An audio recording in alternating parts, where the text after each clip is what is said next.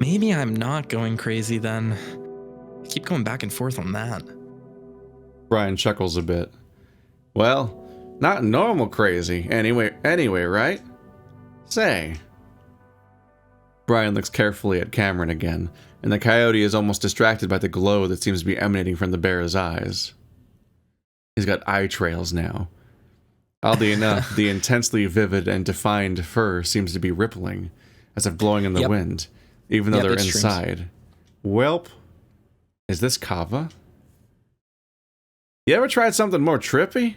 Like acid? Or shrooms, to name something completely at random? Cameron shifts uncomfortably at the last word. Yeah, both. Acid was fine, but nothing weird happened. Shrooms just kind of fucked me up, and I saw all kinds of things. That's too bad. That one can be a real eye-opener. Oh. Cameron isn't sure what else to say, feeling just a bit uncomfortable again. But yeah, most drugs make you see things. Only ones that don't are stims. That's why so many people got into meth. Brian chuckles again, but this time it sounds a bit dark. Sinister even. Only problem with that is meth still makes you see shit, but only because it makes you go crazy. Arches and half circles. Oh, it's you. Oh, you're right. Arches and half circles. Yeah. He's gone. The meth. Oh no. Cameron looks back down at the table. He wonders about his mother again, and if maybe she was like him. Is the saturation up on the background? I'm unsure. I looked away for 2 seconds and then looked back, and it just everything looks a little bit more vibrant. I don't know if it's... Yeah, I can't tell. I don't know if the saturation changed or if it's just the fact that Brian got out of the way of the brightest spot of the screen. Oh, maybe that's it. Just different contrast because he's not on screen anymore. Or maybe it's just the shrooms tea I'm drinking right now. Whoa! Just kidding, I'm not. All new forms of Let's Playing as we get increasingly incoherent and experience completely different games. Maybe she took the stimulants because she was just trying to stop the visions, but ended up starting a wave of hallucinations and delusions instead. Cameron watches the wood grain on the table shift and move slightly like waves on an ocean. Shrooms. Yep, he did shrooms. That was the nutty taste he had before, because they taste really earthy, especially in tea. This is not kava. This is what shrooms looks like, actually. Kind of. Not exactly, but... And then it hits him. Shrooms doesn't look exactly like a RenP plugin. No, but it does. This is a better approximation of the effect than all of a sudden seeing aliens all around and stuff. Every Hollywood representation of it. Yeah, I will say it feels like Hollywood movies are required by law to not know what drugs are like. Yes. There are a few scenes in movies and stuff that do it a little bit accurately. It's gonna sound crazy because it's a horror movie, but the shrooms scene in Ari Aster's Midsommar is really, really close to what it looks like. Granted, that's a bad trip, but the swirliness of the sky and the blending of the blades of grass in that scene, and the way that people's faces kind of lose definition and get highlighted in interesting ways and get more clear edges is very, very accurate to what tripping on a regular dose of shrooms is like. So, I still need to watch Midsommar. It's good. That'll be the next Furcon Hotel movie. I'll bring the director's as per tradition with Hereditary. Yeah. Of all times to watch that. Every time we hang out, we just end up watching a bunch of horror movies. I have to catch Keith up. I have to get so all the many classics. Dude, it's rough. I've been sitting down to watch Yellow Jackets and Mandalorian lately in the evenings, and I feel intensely guilty that I'm not drawing. Every time I do anything between practicing Overwatch, drawing, writing scripts for video essays or actually consuming media for once in all this, between everything else I'm doing, all of them make me feel like I'm supposed to be doing the other ones. It's bad. Yeah. It's the nice thing about vacations is that you're like, well, I agreed to do this thing with people, and I'm away from all of my ways of doing stuff. So those things are dead to me now. I'm on vacation. It's like my only break. And then it hits him. It hits him hard. The aftertaste of the tea, why it was familiar, why things are moving in inexplicable ways, why everything is feeling more fucked up by the second. Props to Howley that that the signposting was correct and you knew what was happening in advance. Yeah. Yeah, this is a lot more realistic. Well, this is what gets to what I was talking about before, where I was like, when you read the weed muffin short story for Echo, it's like, I don't know if Howley's ever eaten an edible before, but like, if you told me that he had done shrooms as research for this, I would completely believe it, because this is very similar to how a come up feels. It's very clear that he either did research or talked to people who have had experiences and has gotten a much, or at least the goal of having a much more realistic and accurate depiction of drug usage in this story. It has been very successfully achieved, I think. The other elements are they're like as accurate as the sleep paralysis stuff. Yes. He's been here before. A moment seems to blank out of existence from Cameron's memory, because the next thing he knows, he's already standing up, the chair sliding back behind him. He stares at Brian with wide eyes, mouth open, but he can't seem to say anything. He can't think of what to say if the bear did what he thinks he did. Brian stares back, watching Cameron carefully in a way that tells the coyote that the bear isn't surprised at all by this reaction, and that makes Cameron even more afraid. The cozy, dreamy lighting of the trailer becomes more ominous, red and dangerous, and the bear in front of him seems to warp. Yeah, it's not. I think the background's saturated now. Yeah. Into a demon. The pots and pans on the counter disappeared. I wonder. They are. I wonder if that's on purpose or if that's just like they made a version of the trailer and forgot to put the pots and pans and the stuff in the cabinets. It looks like every detail is gone. Yeah. Well, there's nothing still on the cracks. shelves. Yeah. Yeah, just the room's empty now. Interesting. No. What did you give me? Cameron looks wildly at the coffee mug. You need to calm down, understand? What did you give me? I think you already know the answer to that, so why don't you sit down and get it together? The bear's face is so warped, but Cameron honestly can't tell if it's real or not. Was it psilocybin? Did you drug me with shrooms? Brian says nothing, and he's right that Cameron knows. He could never forget this feeling. Oh my God.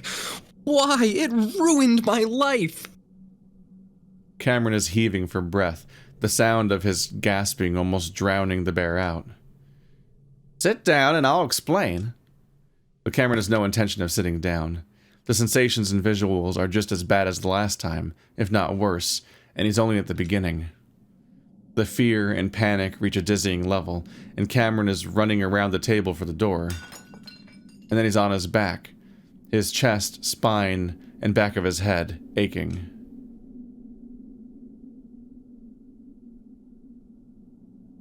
Brian's on top of him, and Cameron's on his back. He can see the coffee mug shattered on the ground a few feet away. Cameron struggles, wheezing for breath. Let me go. I can't breathe. Brian responds by squeezing his arms tighter, leaning more weight on Cameron's torso. Stop, I'm sorry. He doesn't even know what he's apologizing for, just hoping that maybe it'll get the bear to stop. And I thought you were cute when you were smiling. That statement, for whatever reason, is the scariest part of what's happening right now. It's not for whatever reason, it's because it's literally the scariest thing he said until this moment. He's like, even better. He starts to scream for the only person he can think of right now. Devin, help me! Devin! Devin! Shut the fuck up. Brian sounds legitimately disgusted as he pulls himself off of Cameron. The coyote prepares to scream again, but sees Brian's foot lash out and kick him in the side, sending him up against the base of the counter. Then, leaning over him with both of his giant paws on the edge of the counter, he starts kicking Cameron over and over. Cameron yelps and wheezes, the blows hard enough that he's worried the bear is definitely going to break something if he hasn't already. He thrashes and rolls, trying to escape. Then, one kick catches him particularly hard at the base of his sternum, and he violently curls up, a loud, frog-like croaking noise escaping his throat. Ryan pauses as the sounds continue emanating from Cameron's mouth. Cameron can hear the bear breathing heavily over him as Brian watches his agonized writhing, almost like he's fascinated by it. After nearly a minute, the terrible noises turn back to gasps, which then turn to sobs as Cameron stays curled up on his side, one arm around his midsection while the other is pressed over his eyes. Brian doesn't move, just watching as Cameron cries on the floor. At first, Cameron thinks it might be better to just keep his eyes closed and try to disappear into the darkness, maybe wake up again, but in a new place this time. Anywhere seems better than here. But that's when odd, slightly curved, glowing red lines begin expanding and shrinking behind his eyelids. Cameron whines at the terrible reminder of what's going to happen. He's going to trip, and it's going to be terrible. Cameron pulls away from his eyes and finds that what he sees isn't much better. Pulls his paw away from his eyes. The huge bear is crouching in front of him, his fur now a writhing, pulsating mass of a thing that almost seems like another living creature covering the bear. Listen, what you do next is going to determine what's going to happen to you. This is a dream. It has to be a dream. Everything that's happened, not just in this trailer, but in this whole town, it has to be a dream, a hallucination, a trick. This can't be happening. I need you to talk to some folks I used to know. If you're really one of those psychics, if you can fix my problems, I'll let you go like nothing happened. So this, I knew it was going to develop into something like this because it's setting up this idea that Brian wanted him for some reason. Yeah, it's distressing because he's obsessed with everyone from his past. He's got this endless. He kept killing people, and he kept thinking that it was going to somehow quiet the fact that he could still hear them or something. Yeah. So part of me wonders. This is a storytelling thing that I find interesting, that I wonder if this story will do, which is, I just as like a preference thing, I really like villains who tell the truth, which is to say, I really like when, for example, a character says, if you do what I tell you, I will not hurt you. I'm going to abuse you or damage you or do awful things, but I will let you go quid pro quo if you achieve a thing that I am telling you to do. And I like that because I think that it not always, it's not the only way to do a good villain, but I think it sets up a very clear, defined set of stakes and goals that allows characters to bounce off of each other in really interesting ways. And I think it would be profoundly interesting if the character Brian has become from Echo is, as I was hinting at before, this sort of clear psychopath with like a goal now, instead of just being a rabid animal like he was in Echo, having him be like, no, I need you for a purpose, and I am going to try to bend you into the person I need to achieve that purpose. Because it sets up competing odds in a way that I think is really interesting and allows for a lot of character dynamics and competing antagonism to happen. So I'm curious, this kind of interestingly has made me simultaneously more worried about the Brian that we're seeing now, while also thinking that this is a very cool development for him to be in that still maintains how scary he is while also genuinely fleshing out who he is as a character. There's also, like, at this point I have competing explanations for Brian's behavior where, yep. I mean, obviously he's still a monster. Like, he's somebody Yes. that will kill people, and that doesn't go away from an explanation or anything. But the fact that Janice told those stories that were coming true, and then says that there's a story about how quartz crystals, like, absorb, like, quartz in the mind can absorb these traumatic experiences, then play them back at you and so on. And then we know that Brian has kidnapped and killed countless people and keeps burying them in the mine, is like an actual supernatural explanation for why he might actually genuinely be experiencing these voices that might not just be like some kind of guilty conscious thing, which actually makes him worse, because it means that it's not like some kind of like conscious on some level that makes him feel bad, but it's literally a supernatural thing that haunts him over it, and he doesn't, and it's not like even a sliver of humanity for him, like like it's absolutely not guilt. It plays interestingly with Cameron's power set, so to speak, because we saw him walking over the gravel, and it was when he was shifting the gravel around underneath him, literally the stone of echo, that caused the voices to play. So it's like they're doing a lot to set up actual, for lack of a better word, like mechanics here for how this stuff works that could potentially give them an out. It's like, it's just very efficient storytelling to demonstrate without pointing it out how the rules of this scenario are working. And by having characters like this with such cleanly defined goals, it tells us, all right, here are the pathways to the exit of this story and its themes. So it's honestly pretty impressive to see them do this much setup work and play within the guidelines that they've created. It shows a genuine growth in the quality of writing and the structure of writing. Not that the previous works were bad at that at all. They were doing something different, but it requires a very deft planning phase in a narrative to do stuff like this effectively. It even makes me wonder on some level, even though it's kind of goofy to analyze, because like roads are already just kind of like metaphorically resonant, so you don't really need to like go deeper than that. But I'm like, did they use like, is there quartz gravel in the roads? Like, is it that specific? Yeah. Is it all connected in on that specific way? Cameron? Devin comes to again, and he blurts out the name without thinking. He's not sure how long it's been since the last time he woke up. It feels like hours, possibly even days since he was last conscious.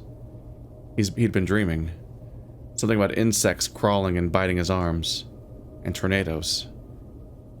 A twisting force. He realizes then that his arms are what brought him back to the waking world.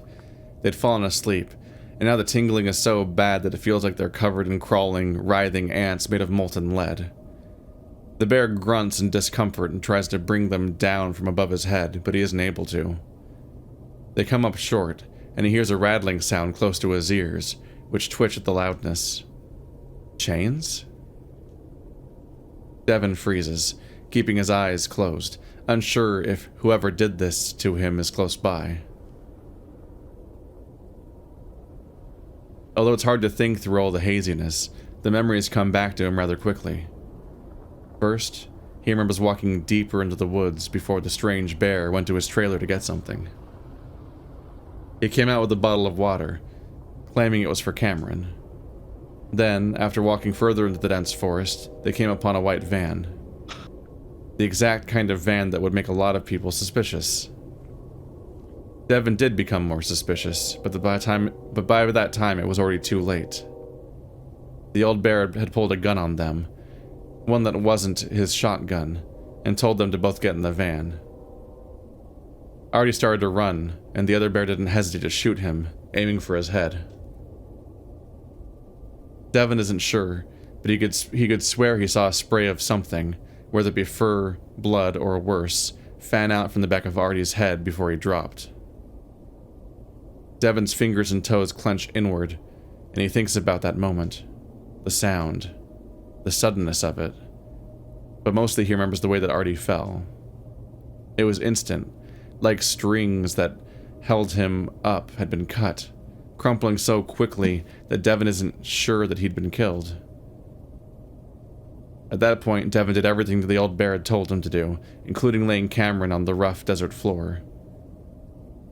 Devin tries to keep him from whining as he wonders if that might be the last time he saw Cameron. And then, laid down in the van and letting him bind his arms up. He thought about fighting back in that moment, but it was so quick that before he knew it, he was secured and he was made to drink from the bottle. Now he's in the very center of the tornado. Twisting force. Devin clenches his eyes shut even tighter, feeling moisture gather at the corners. Around the point is equal to the force times distance. But he opens them a moment later, realizing that his capture would have seen all the movements he'd made.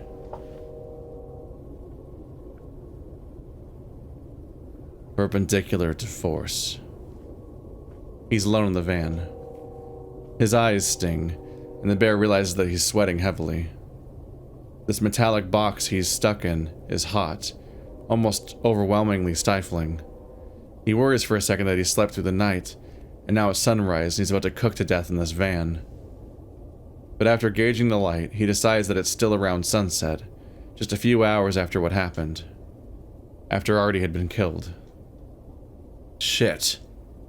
We know what van this is, obviously. I just want to put it out there that this is still the same van? This is the same van. Without getting into was that van white? This is I think yes, this is that van. Yes. I can't talk about why I know that this is this van, but this is this van. As a reminder, Keith has not read Flynn's Route yet, so no. There are details that you have yet to learn. I'm second guessing whether Artie's dead or not. Yeah, I'm wondering if he was like grazed and knocked out or something, and then Artie is gonna fucking save the day or something. Yeah. Come bursting in, he's fucking Metal Gear Artie. Metal Gear Kudzu, yeah. Is he? Because like, if you get grazed on the skull, then you're out. Yeah, you get knocked out. You get knocked right out, and it would seem like you were killed because it's a headshot. But like Brian survived a headshot in one of these timelines, so yeah.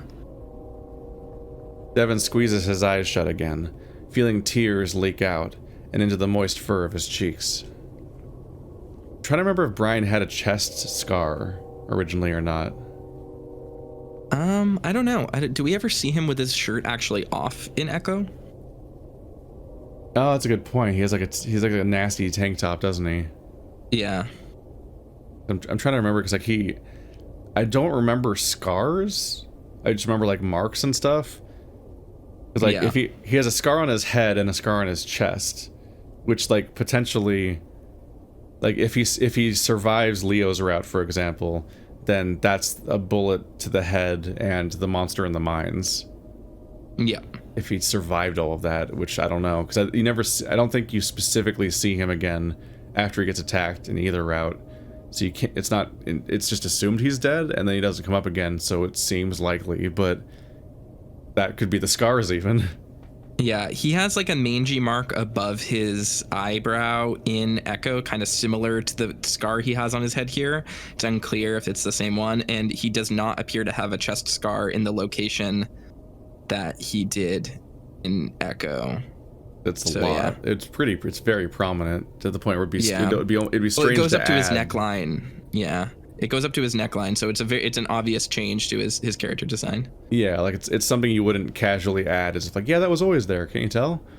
Yeah, man, Brian's Echo Sprite is just repulsive. I hate it. I hate looking at it so much.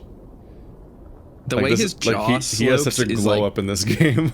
Yeah, really unsettling. He allows himself this moment, but quickly focuses again, knowing Cameron is still out there with that bear. That's enough to get a rise out of Devon, one that builds into a wave in his chest, a combination of adrenaline and terror, but mostly fury. While the brutality of this backwoods bear evokes fear in Devon, it also makes him angry that anyone would feel that they have the right to do what that old bear did. He opens his eyes again and takes in his surroundings. He's lying flat on his back, arms stretched above his head. He can feel that it's a pair of handcuffs that are holding him in place. There's enough give that, slowly, he's able to turn over on his stomach. The action is incredibly painful, and Devon can't help but grunt loudly, his arms feeling like they might fall off as they spasm. Slowly, painfully, he pulls himself up into a kneeling position, getting a better look at his predicament. He realizes then that these handcuffs are more like shackles, meant to hold bear-sized creatures like himself in place. They're bolted into the floor of the van. Devon glances up suddenly, his ears catching what sounds like a faint cry outside the van. "Cameron?" Devon's voice comes out hoarse and cracked once more. Was that Cameron? Sounded like him. Devon is still groggy from whatever was in that bottle of water, but he's sure he heard the distinct sound of his boyfriend's voice. The fact that it's now so suddenly absent convinces Devon that was definitely Cameron. He strains to listen for several more seconds, but can't hear anything. He looks down at the heavy chain linking the metal cuffs around his wrists, unbreakable. Still, he finds himself foolishly yanking at the shackles, hoping that there'd be some kind of give in the slightly rusted chain and bolts. Shit! Tears fill Devon's eyes, the feeling of falling forever, returning. He'd felt this way only a few times before. The first time being while he was running home, after he'd found Lupita's body. The last time being when he saw Arturo getting shot. And now, knowing that his boyfriend could be at the mercy of this bear whose intentions Devon can't even begin to guess. He just knows they're horrific. But seeing the faces of those people, it changes something in Devon. A cool, icy calm descends on him, and he looks at the chains carefully. His classes in physics had taught him all about the way in which force is exerted can seemingly accomplish things that seem impossible. So, even while his heart hammers in his ears, and even while his brain is clouded with a dense fog of sedation, Devon analyzes the chain and the bolts holding it in place. Torque. Is he going to twist the chains?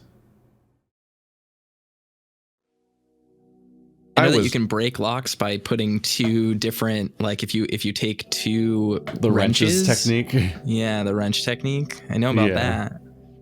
So maybe the same principle somehow. It was even in the quarry.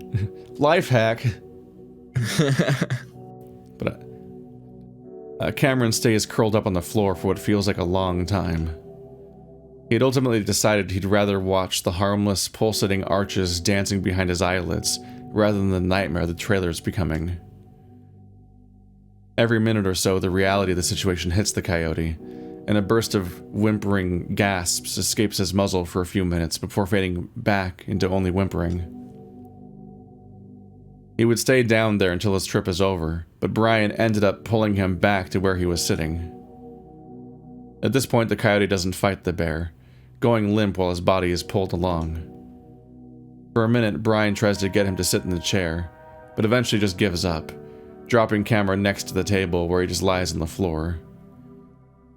The coyote listens to the old bear moving around the trailer, though it's barely audible over his own gasping sobs. Eventually, those lumbering, shuffling footsteps come closer, and Cameron knows that the old bear is crouching next to him, though the coyote still doesn't open his eyes. "Listen, kid. Since you ain't gonna calm down, you're taking some Xans, got it?" Cameron listens but doesn't move, afraid to do anything. Then he flinches as a rough, calloused paw grabs up his chin, forcing his mouth open slightly.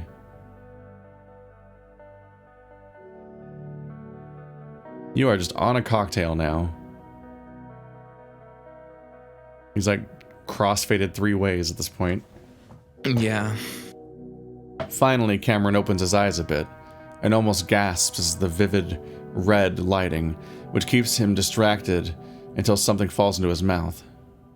A pill, and Cameron recognizes its distinct bar shape and bitter taste. Brian holds up a cup, a plastic one that Cameron looks at with undisguised fear. It's just water. The old bear gestures at the counter where the gallon jug sits. When Cameron still doesn't move, Brian sighs. Then he gets up, grabs a cup straight out of the sink, and pours it half full before drinking it. Cameron's mouth is as dry as the desert surrounding them, likely due to a combination of drugs and fear, and he really does want to swallow the pill to get rid of the taste. So he takes the cup and drinks, swallowing the Xanax, and despite his fear, he drinks until the cup is empty. He vaguely remembers his high school friends telling him to drink water to make his trip less intense. Cameron has the feeling that it probably won't change anything. Brian takes the cup from the coyote's limp paw and it takes Cameron a second to realize that the bear is holding out another pill that looks like a small red square.